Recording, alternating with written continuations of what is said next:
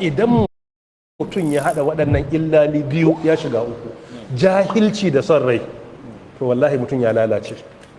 Akwai cututtuka da idan Allah aka jarabi mutum ɗaya da shi ya ɗora ɗaya, to shine mahaukaci ya hau kura. Na farko a samu mutum da tsabar jahilci, na biyu da girman kai ke kawo son rai. Na biyu a samu mutum yana da tsananin gaba da kai, sai hasada ta karu, Allah ya maka wata ni'imar da baya so ya gani.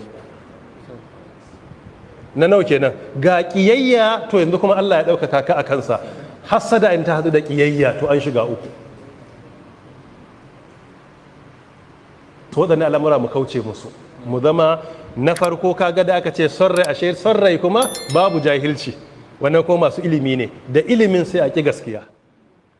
Shi sa Allah ta'ala ke ce wa yaqtuluna al-anbiya, suna kashe annabawa.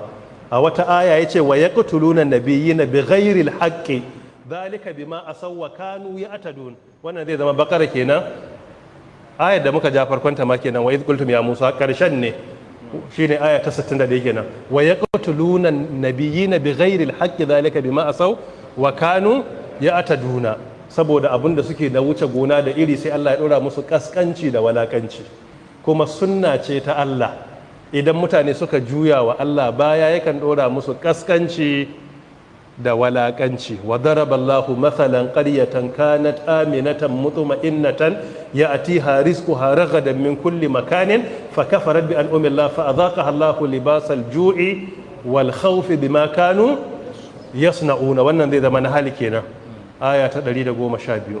So ala ayi halin mu kauce wa son rai, in muna da ilimi wannan ya fi shafanmu.